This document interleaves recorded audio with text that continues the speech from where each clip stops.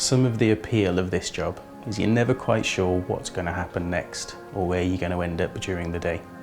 We end up doing all kinds of admin and training and just general base activities, but at any minute we can be sent a job. So when the job comes into the control room, it's plotted on the system, and then a grid reference is messaged through to the ambulance radio. It beeps, and that's the first indication that we've got a job. And then generally the person on the desk will radio us and start giving us some basic information, and it starts off with a location. So we'll go to the iPad on the wall and we'll actually put the grid reference into the iPad to give us an understanding of where it is that we're going, direction of travel, distance to the job, and an idea of the air traffic zones we might be passing through or any of the other hazards or obstacles along the way. From this point, we then go out to the aircraft. So we'll put our helmets on, coats if we need it, and as a team we'll go out to the aircraft. The front two seats will get in, so the pilot and the front seat CCP will get on board.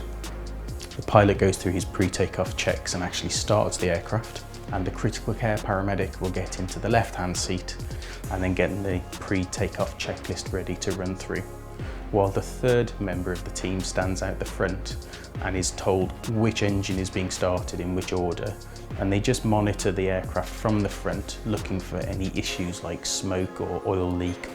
Once the aircraft's up and running, we get in, we do our pre-takeoff checks, make sure everybody's secure, and we're airborne. And it normally takes 2 to 3 minutes to get airborne. When we land back from a job, back at base, the most important thing for us to do is make sure that the aircraft is ready to go straight back out on another job. The first thing we need to do is refuel. And we do that using our Bowser. Bigger Bowsers are available, but this is the one that we have. So take the keys, round to the engine bit, and basically fire it up. Take the fuel hose and the earthing cable, and I'll go back to the aircraft. Before the hose goes anywhere close to the aircraft, we have to earth the aircraft to the Bowser to make sure that no static charges end up interrupting with the fuel. So it's very similar to a car's fuel cap. Open the flap, lift off the cap, and the nozzle goes in. To ensure safety, we always put the cap and the key somewhere where we have to clamber over it to get into the aircraft, because then we won't get in on the way to the job and forget that the fuel flap's open. Once that's done and running, we'll then deliver the preset amount of fuel that the pilot has requested. Having refueled the aircraft and made sure that the aircraft is ready to respond to the next mission, I need to come in and make sure that we restock any kit that we've used.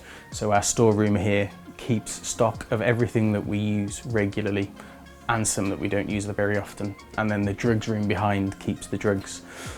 So we'll restock everything that we've used on that last mission so that we are ready to go the next time a job comes in.